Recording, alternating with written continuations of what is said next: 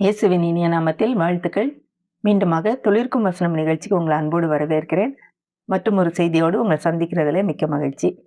இந்த நாளின் செய்தியின் தலைப்பு, தேவனை தோற்கடிக்க முடியாது. பல சமயத்துல நம்ம தேவனை தோற்கடிச்சிடலாம்னு நினைக்கிறோம். அதாவது யாராவது பதவியில இருக்கிறாங்கன்னு வைங்க, அவங்களுக்கு கீழே ஒரு குழுவினர் வேலை செய்றாங்க. பல சமயங்களிலே அந்த குழுவுல அந்த தலைவரா இருக்கிறவங்க ஆண்டவரால் பயன்படுத்தப்படுகிறவர்களாக கூட இருக்கலாம். ஆனா சில நேரத்துல அவங்க என்ன பண்றாங்கன்னா, தங்களுடைய மாம்ச இச்சைகளுக்கு, அதாவது பொறாமை, பெருமை, எரிச்சல் இந்த மாதிரி காரியங்களுக்கு இடம் குடுத்து, அவங்களுக்கு கீழ வேலை செய்றவங்கள சரியா நடத்தாம, அவங்க நமக்கு எதிரிகள் என்று நினைத்து, அவர்களுக்கு எதிரா சூழ்ச்சி பண்ணி, காரியங்கள சாதிக்கலாம்னு நெனைக்கிறாங்க. ஆனா, கீழ இருக்கிறவங்க தேவனால் ஒருவேளை பயன்படுத்தப்படுறவங்களா இருக்கலாம். அப்போ அந்த நபருக்கு எதிராக நான் செய்கிற செயலானது, தேவனுக்கு எதிராக செய்யப்படுகிற செயலாக கருதப்படுகிறது. சில நேரத்துல தெரியும். அவங்க நம்மளோட நல்லா பண்றாங்க. ஆண்டவர் அவங்களோட இருக்கிறாருன்னு தெரிஞ்சுமே, இது வாய்க்காது அப்படின்னு தெரிஞ்சுமே, தொடர்ந்து அதே செயல்கள, அவர்களுக்கு எதிரான செயல்களே செய்றதுக்கு முற்படுறாங்க. இது காமனா எல்லா உலகத்திலே நம்ம பார்க்குற ஒரு காரியம். நம்ம எல்லாரும் ஒரே குழுவா சேர்ந்து ஒரே நோக்கத்துக்காக செயல்படுறோம் அப்படிங்கிறத மறந்துட்டு, அவங்கள ஒரு போட்டியாளராக பார்க்கும்போது, அவங்க நம்மோடு இருக்கும்போது வருகிற ஒரு நல்ல ஒரு வெற்றியோ, ஒரு அச்சீவ் பண்ற காரியமோ, ஒரு இலக்கை அடைகிற காரியமோ, நம்மால செய்ய முடியாது அப்படிங்கிறத பல நேரத்துல இந்த பதவியில இருக்கிறவர்கள் உணராம போயிடுறாங்க. இவங்க நம்மோட சேர்ந்தவங்க, நம் குழுவினர் அப்படின்னு நினைக்காம அவங்கள எதிரிகள் என்று நினைக்கிறார்கள். இப்படி நினைச்சு செயல்பட ஆரம்பிக்கும்போது, பல சமயங்களிலே இப்படி இருக்கிறவர்கள் தங்கள் தலைகளிலே மண்ணை வாரி போட்டுக்கிறாங்க. அப்படிங்கிறது சில நேரம் தெரியாமலே போயிருது. ஏன்னா அவங்களுடைய மாம்ச எண்ணங்கள் அவ்வளவு தூரம் மேல வந்துருது. இன்றைக்கு இப்படிப்பட்ட ஒரு நபரை தான் நம்ம பார்க்க போறோம். நம்ம எல்லாருக்கும் தெரியும். தாவீது சின்ன பையனா இருக்கும்போதே, ஒரு 16 வயது இருக்கும்போதே தேவனால் ராஜாவாக அபிஷேகம் பண்ணப்பட்டான். ஏன் அபிஷேகம் பண்ணப்பட்டான்னா, சவுல் ராஜா தேவன் சொன்னபடி கேட்கல. கேட்கலன்ன உடனே அவன பதிலாக இவன ரெடி பண்ணிட்டாரு ஆண்டவரு. ஆனா இந்த தாவீது எப்படிப்பட்டவன் அப்படின்னு பார்த்தீங்கன்னா, இவன் சவுல்ட்டருந்து தன்னுடைய ராஜா நான் தான் சொல்லி அவன்ட்டருந்து பிடுங்கணுன்ற எண்ணம் அவனுக்கு இல்ல. சவுலுக்கு இருந்த ஒரு பொல்லாத ஆவி அப்படின்னு போட்டிருக்கு. அந்த பொல்லாத ஆவி என்னன்னா, ஒரு டிப்ரஸிங் ஸ்பிரிட், ஒரு துக்கமான ஒரு ஆவி, ஒரு கனத்த ஒரு ஆவி, ஏதோ அப்படியே நம்மள போட்டு ஒண்ணும் செய்ய விடாம அழுத்துற ஒரு ஆவி அப்படின்னு சொல்றாங்க. அந்த ஆவி வரும்போதெல்லாம் அவன் குணமாகுறதற்கு உதவிய செய்றவன் இவன். அது மட்டும் இல்லாம, அரக்கனை போல் இருந்த ஒரு போர் வீரனை கொன்றதன் மூலமாக அந்த நாட்டுக்கே ஒரு வெற்றியை தேடி தந்தவன். அவன அந்த சவுல் ராஜா ஆயுததாரியா வச்சிருந்தான். அதாவது இவனுடைய ஆயுதங்கள போருக்கு போகும்போது தூக்கிட்டு வர்றவனா வச்சிருந்தான். இவன் போற இடத்துலலாம் வெற்றி கொண்டு வந்தான். அது மட்டும் இல்லாம எல்லாருக்கும் பிரியமாய் நடந்து கொண்டான். எல்லாரும் அவனை நேசிச்சாங்க. சவுலுடைய மகளுக்கு கணவன், மருமகன். இப்படிப்பட்டவன் சவுலோடு கூட இருக்கிறது நல்லதா? அவனுக்கு எதிரியா இருப்பது நல்லதா? யோசிச்சு பாருங்களேன். ஆனா, இந்த சவுலுடைய மனநிலை ஒரு பொறாமையாக மாறின உடனே, தன்னையும் அவனையும் ஒரு போட்டியாளராக பார்க்க ஆரம்பிச்சான். எனக்கு அவன் போட்டி அப்படின்னு பார்க்க ஆரம்பிச்ச உடனே, அவனுடைய எண்ணங்கள் எல்லாம் மாறிடுச்சு. முதல்ல அவன் செய்ய ஆரம்பிச்சது என்னன்னா, அவனை கொலை செய்ய ஆலோசனை செய்றான்.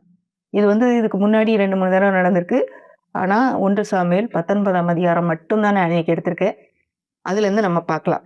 1ஆம் வசனத்துல, தாவீதை கொன்று போடும்படிக்கு சவுல் தன் குமாரனாகிய யோனத்தானோடும் தன் ஊழியக்காரர் எல்லாரோடும் பேசினான். இப்போ எல்லாரோடையும் சேர்ந்து ஆலோசனை போடுறான். மகனோடையும் ஊழியக்காரர் எல்லாரோடையும். ஆனா மகன் தன்னுடைய எதிரியின் நண்பன். அதாவது என்ன இவன் எதிரின்னு நினைக்கிறான். ஆனா மகன் அப்படி நினைக்கல. அவனுடைய நண்பன் நினைக்கிறான். அதனால போய் சவுலின் குமாரனாகிய யோனத்தானும் தாவீதின் மேல் மிகவும் பிரியமாய் இருந்தான். அதனால் யோனத்தான் தாவீதுக்கு அதை அறிவித்து, என் தகப்பனாகிய சவுல் உம்மை கொண்டு போட வகை தேடுகிறார். இப்பொழுதும் நாளை காலமே நீ எச்சரிக்கையாயிருந்து மறைவான இடத்தில் ஒளித்து கொண்டிரும் போய் சொல்றான். எல்லாரோடையும் சேர்ந்து பிளான் போட்டுக்கிட்டு இருக்காரு எங்க அப்பா. நீங்க அதனால போய் ஒளிஞ்சிருங்க.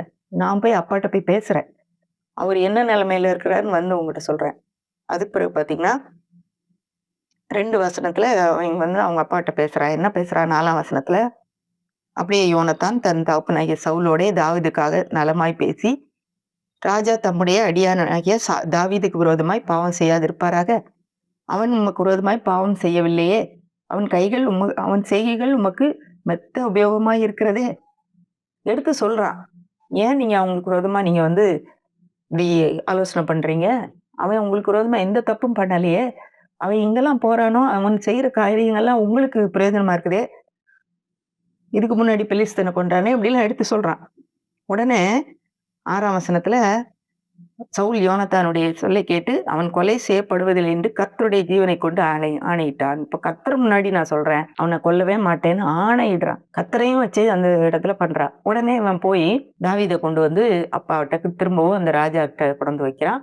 தாவீது முன் போலவே அவனோட இருக்கிறான், சவுலோட. இப்போ அதே 19ஆம் அதிகாரம் 8ஆம் வசனத்தை வாசிக்கிறேன். மறுபடியும் ஒரு யுத்தம் உண்டாயிட்டு, அப்பொழுது தாவீது புறப்பட்டு போய் பெலிஸ்தரோட யுத்தம் பண்ணி அவர்களுக்குள் மகா சங்காரம் பண்ணினதினால் அவர்கள் அவனுக்கு முன்பாக முறிந்தோடி போனார்கள். இப்போ திரும்பவும் ஒரு சண்டை வருது. இவன் போய் சண்டை போட்டு அவங்க எதிரிகள் எல்லாம் போயிட்டாங்க, ஓடி போயிட்டாங்க. பெரிய வெற்றி. அடுத்து 9ஆம் வசனம் பாத்தீங்கன்னா, கர்த்தரால் விடப்பட்ட பொல்லாத ஆவி சவுலின் மேல் வந்தது. அவன் தன் வீட்டில் உட்கார்ந்து தன் ஈட்டியை கையில் பிடித்து கொண்டிருந்தான். தாவீது தன் கையினாலே சுரமண்டலம் வாசித்தான். இப்ப அவங்க ராஜாவுடைய வீட்டுல தாவீதும் ஒரு ஆளா இருக்கிறான். ஏன்னா தாவீது வந்து ராஜாவுடைய மருமகன். இன்னொன்னு, இவனுக்கு எப்பமாச்சும் பிரச்சனை வரும்போது அவன் தான் அந்த இசைக்கருவி வாசிப்பதன் மூலமாக அவனுக்கு வந்து விடுதலை கொடுக்குறான். இன்னொன்னு இதுல ஒண்ணு பார்க்க வேண்டியது என்னன்னா, கர்த்தரால் விடப்பட்ட பொல்லாத ஆவி அப்படின்னு வந்தோடனே, அப்போ கர்த்தர் பொல்லாத ஆவியும் ஏவி டார்மெண்ட் பண்றாரா? நம்ம மேல அவர் பொல்லாத ஆவியை ஏவி விட முடியுமா அப்படின்னு சொல்லி நம்ம நினைக்கலாம். ஆனா ஒண்ணு புரிஞ்சுக்கணும், இது ஆண்டவர் ஏவி விடல. சவுல் தன்னுடைய சுயநலத்துக்கும் தன்னுடைய பொறாமையான எண்ணங்களுக்கும், அந்த பொறாமை மட்டோட நிக்கல. அவன் கொலை செய்யற அளவுக்கு அவன் போன உடனே தன்னை அறியாம ஆண்டவரை விட்டு விலகிடுறான். ஆண்டவரை விட்டு விலகின உடனே இந்த மாதிரி எண்ணங்கள் வரும்போது, இந்த மாதிரி பாவத்துக்கு இடம் கொடுக்கும்போது பிசாசு உள்ள வந்துடுறான். அந்த ஆவி உள்ள வந்து இவனுடைய ஆத்மாவை ஒரு சோர்வுக்குள்ள கொண்டு போயிருது, ஒரு துக்கத்துக்குள்ள கொண்டு போயிருது. ஆனா கூட அந்த நேரத்துல தாவீது தன்னுடைய அபிஷேகம் பண்ணப்பட்ட ஒரு அவனுடைய திறமையினால ஆண்டவருடைய ஒரு இசையை வாசிச்சிருப்பான்னு நினைக்கிறேன். பிசாசுக்கு அங்க இடம் எல்லாம் ஓடி போயிட்டான். பிசாசு அவனுக்கு விடுதலை கிடைக்குது. அதனால எப்போதும் செய்யற மாதிரி பண்ணிட்டு இருக்கான். 10ஆம் வசனத்துல, அப்பொழுது சவுல் தாவீதை ஈட்டியினாலே சோரோடை சேர்ந்து உருவ குத்தி போட பார்த்தான். ஆனாலும் இவன் சவுலுக்கு விலகினதுனாலே அவன் எரிந்த ஈட்டி சோரிலே பட்டது. தாவீதோ அன்று ராத்திரி ஓடி போய் தன்னை தப்புவித்துக் கொண்டான். இதுல சவுல் வந்து சோரோடை சேர்ந்து குத்தி போடுறதுக்காக ஈட்டி எறிகிறான். இது யாரு? அவனை கொல்ல வந்த ஒரு எதிரியா? இல்ல, அவனுடைய மருமகன், அவனுடைய மகனுடைய ஃப்ரெண்டு. இன்னொன்னு, அவன் இப்போ என்ன செஞ்சிட்டு இருக்கான்? இவனுக்கு எதிராக ஏதாவது செயல் செய்யறானா? இல்ல, இவனுக்கு இருந்த ஒரு அசுத்தாவியை விரட்டுவதற்கு அவன் உதவிட்டு இருக்கான். அவன் மேல கல்லெறியணும்னா அவனுடைய மனம் எவ்வளவு மாறி போயிருக்குன்னு பாருங்க. அவனுடைய எண்ணங்கள் வந்து அவ்வளவு ஒரு மாம்சீக எண்ணமா இருக்குது. ஒரு பிசாசினால் ஆட்கொள்ளப்பட்டவனா மாறிட்டான். அவனுக்கு துதியின் இசையை விட ஈட்டிகள் தான் பழக்கம் அப்படின்னு ஒரு கமெண்ட்ரியில் நான் வாசித்தேன். இவனுக்கு இசை வாசிக்க தான் தெரியும், மற்றவங்க விடுதலை கொடுக்க தான் தெரியும் தாவீதுக்கு. ஆனா இவனுக்கு ஈட்டி எறிய தெரியுது. அதுவும் யாரு? தன்னுடைய சொந்த நலனுக்காக இருக்கிற ஒருவன் மேல ஈட்டி எறியறதுக்கு பாக்குறான். ஒரு சவுலுக்கு வந்து அந்த ஈட்டி அங்க தேவையில்லை. ஏன்னா அங்க அவனுக்கு எந்த எதிரியும் கிடையாது. ஒரு படைக்கு போனான்னா, போருக்கு போனான்னா அங்க ஈட்டி கொண்டு போகலாம். இங்க எதிரிகள் இல்லாத இடத்துல இந்த ஈட்டி தேவையில்லை. ஆனா இந்த இடத்துல அவனுக்கு தேவையானது யாருன்னா தாவீது. அவனுக்கு புரியல. அன்னைக்கு அந்த இடத்த விட்டு ஓடினவன் தான் தாவீது. தன்னுடைய பிராணனை காத்துக்கொள்ள 20 ஆண்டுகள் கழித்து தான் அந்த இடத்துக்கு வர்றான். திரும்ப அவன் ராஜா ஆகும்போது தான் அந்த பேலஸ்குள்ள, அந்த அரண்மனைக்குள்ள அவன் நுழையிறான்.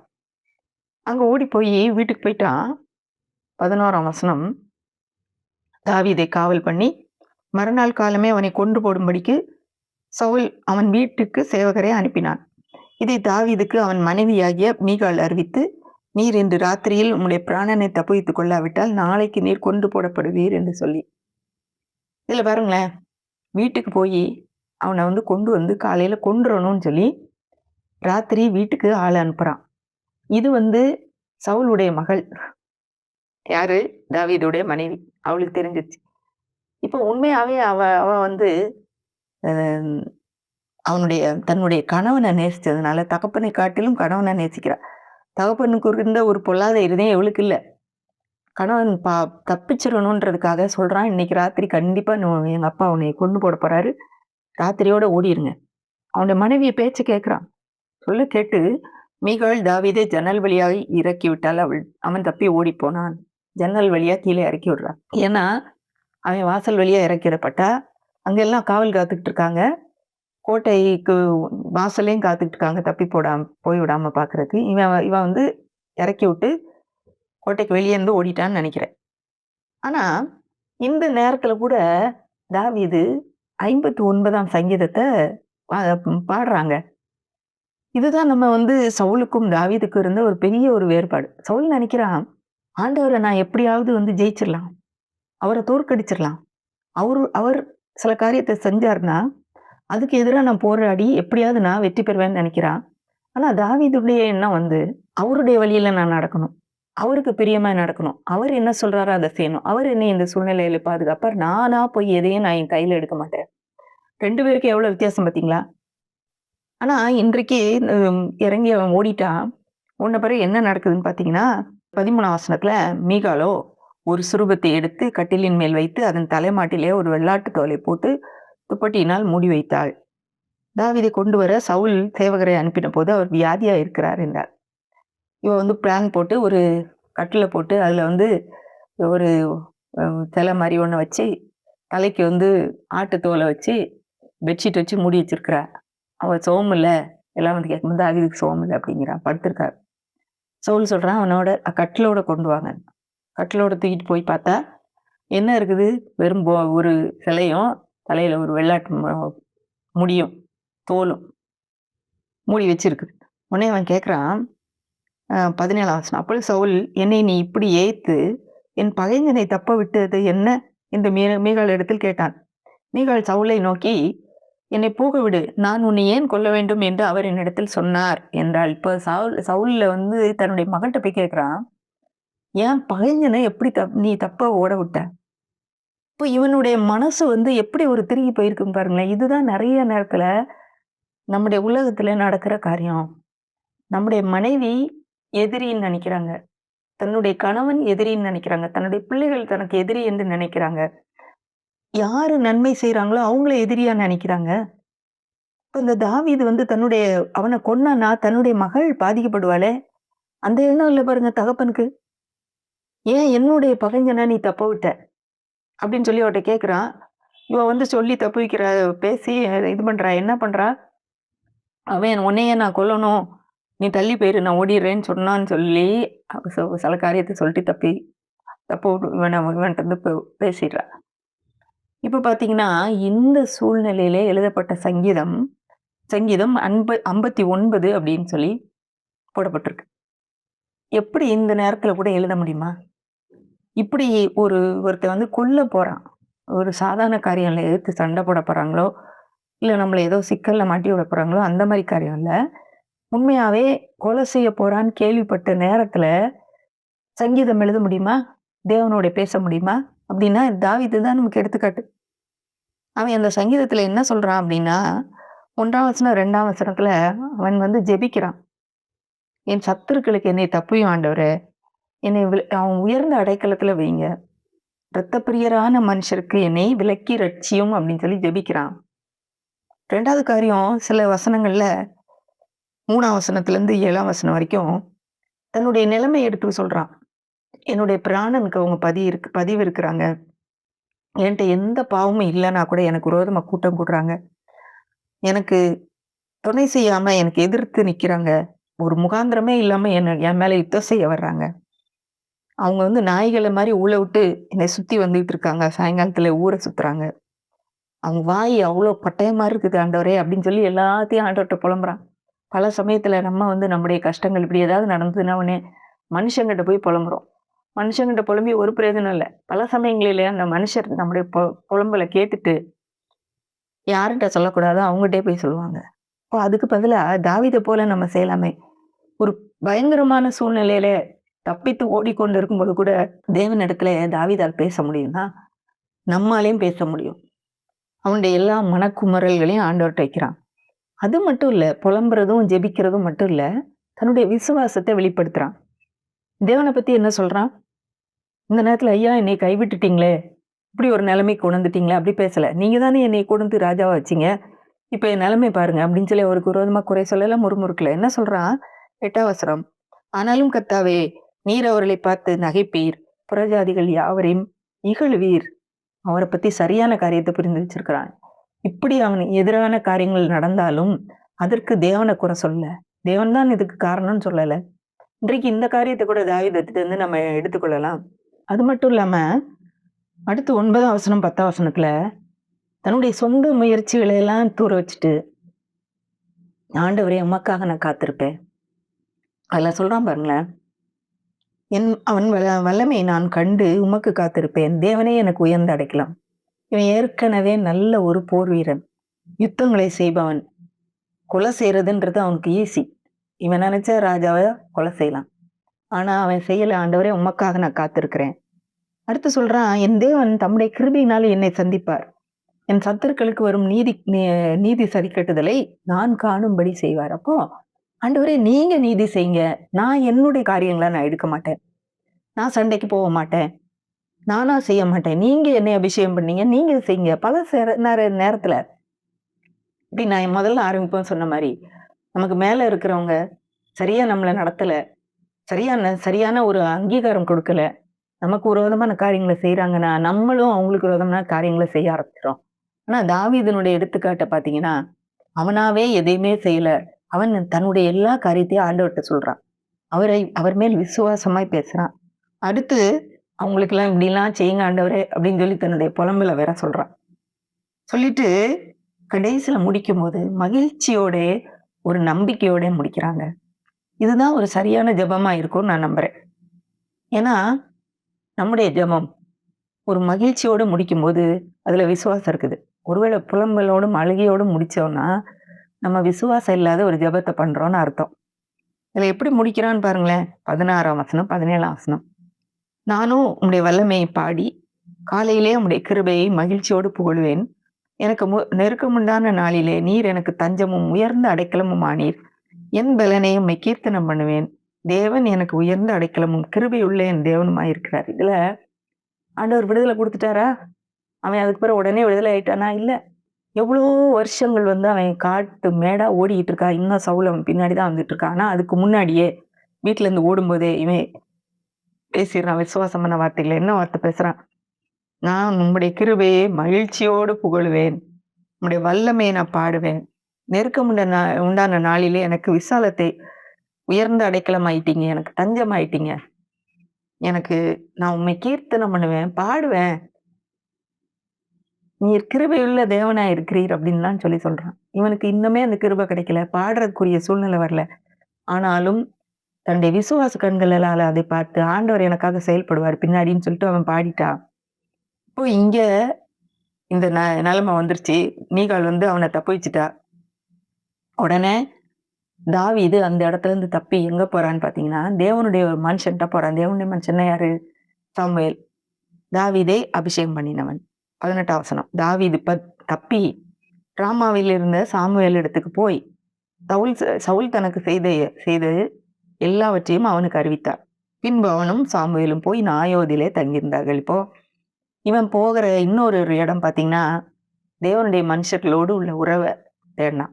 ஒருவேளை ஒரு பெரிய ஆர்மியை ஃபார்ம் பண்ணி அந்த தலைவருக்கு எதிரான ஒரு புரட்சி ஏற்படுத்திருக்கலாம். ஆனா அப்படி செய்யல.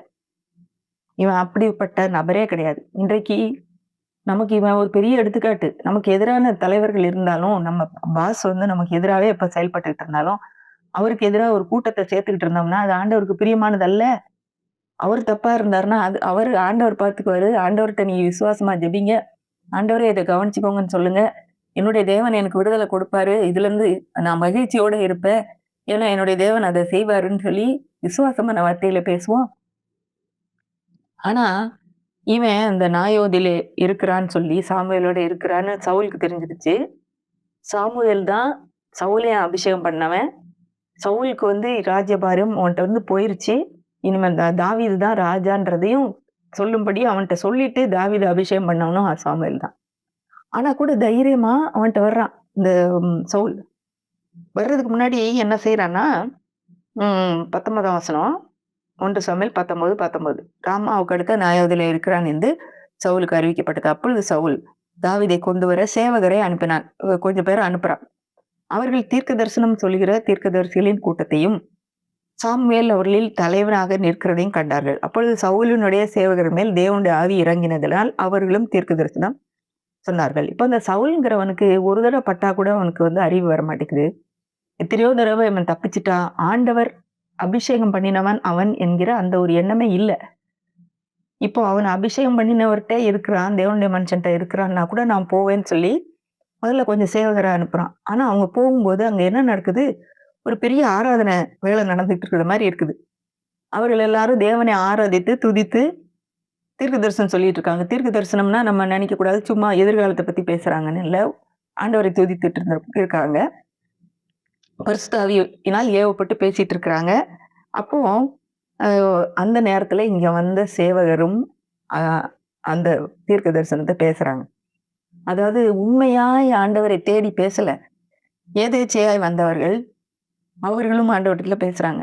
எப்படின்னா அவங்க இருந்த அந்த சூழ்நிலை அவர்களை தொற்றி கொண்டது.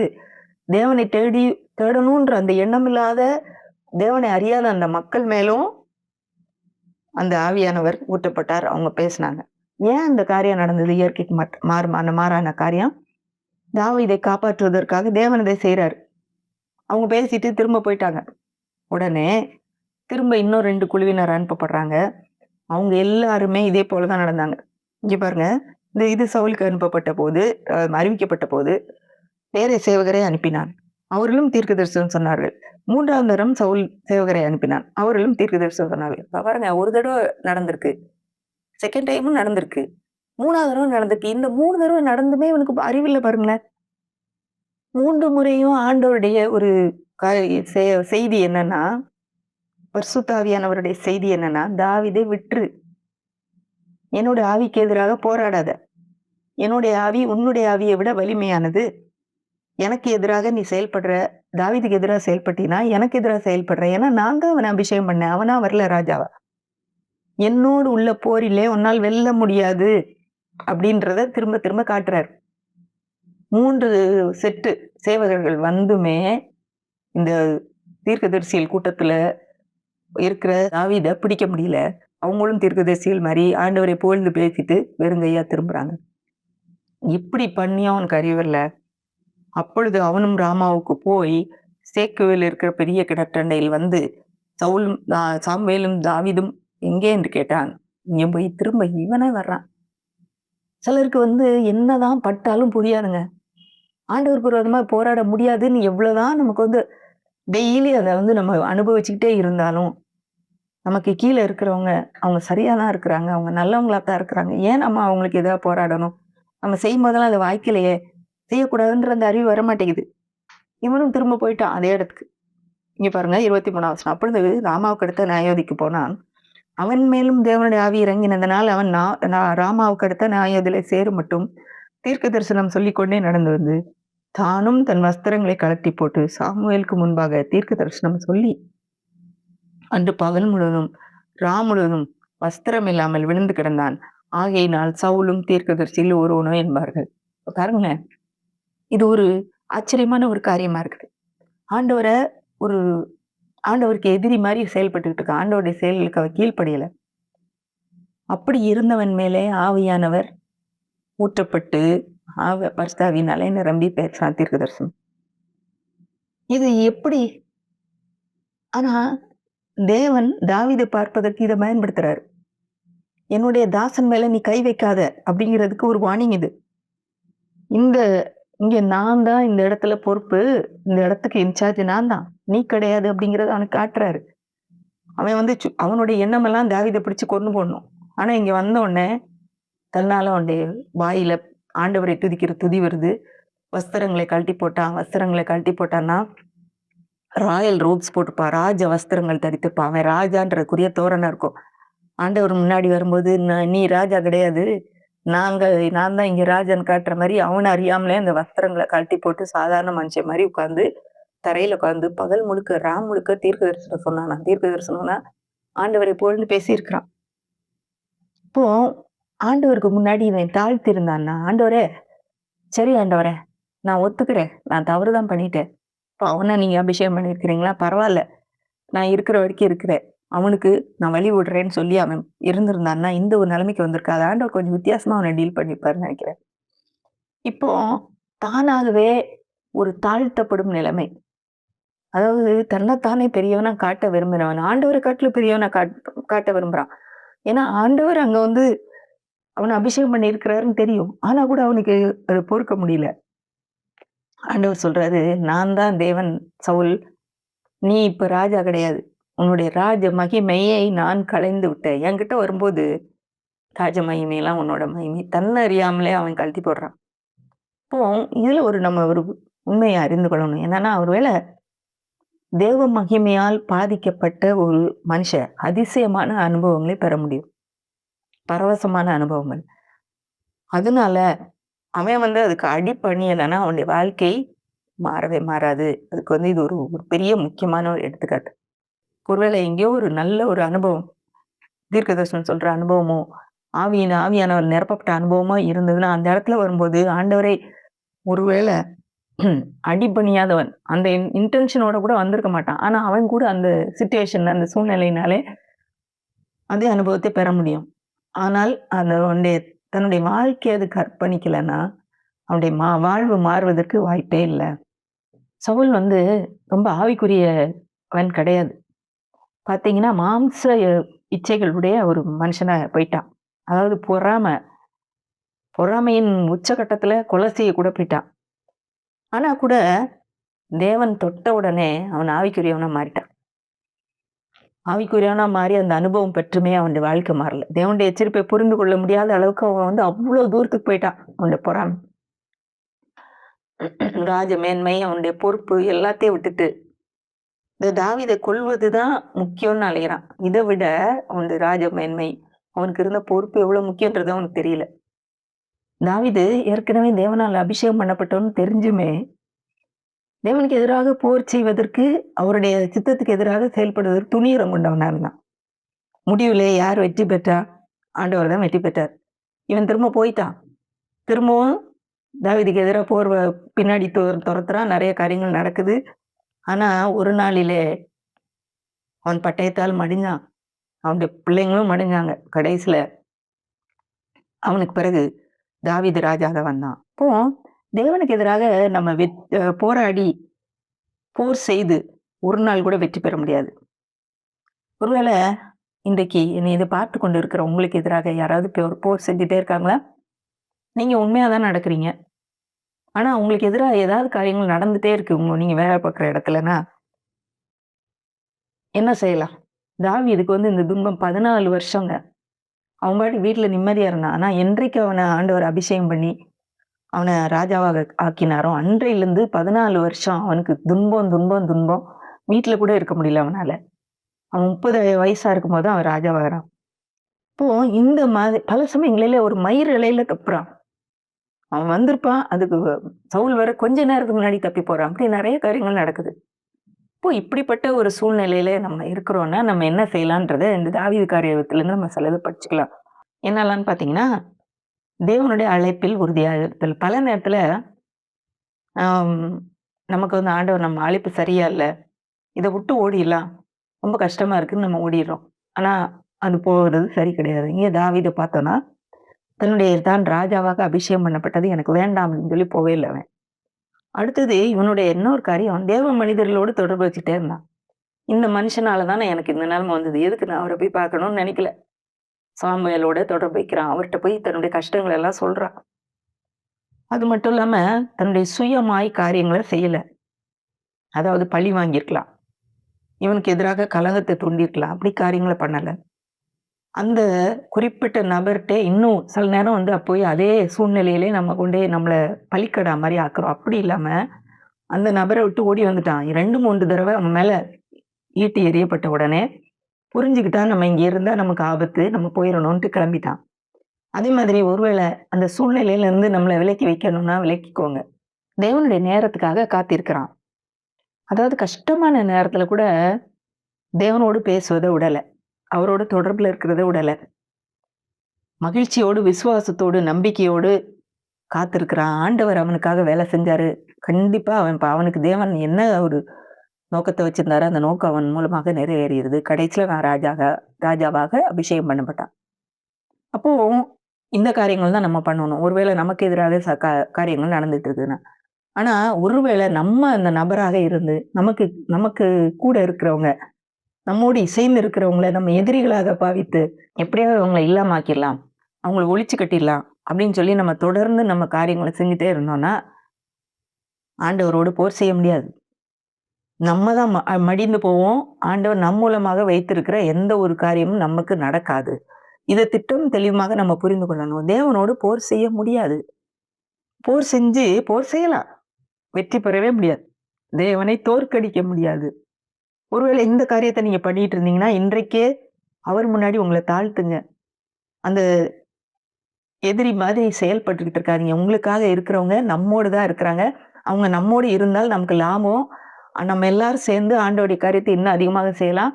அவங்கள ஒரு எதிரி மாரி, போட்டியாளர் மாரி பார்க்கிறத நிறுத்திட்டு, அவங்கள கூட வச்சு காரியங்கள ஆண்டவருக்காக செயல்படுத்துறதுக்கு நம்ம முயற்சி செய்வோம். ஆண்டவர் அப்படியே உங்கள் ஒவ்வொருவரையும் அப்படியே ஆசீர்வதிப்பார் என்று நம்புகிறேன். ஆமென்.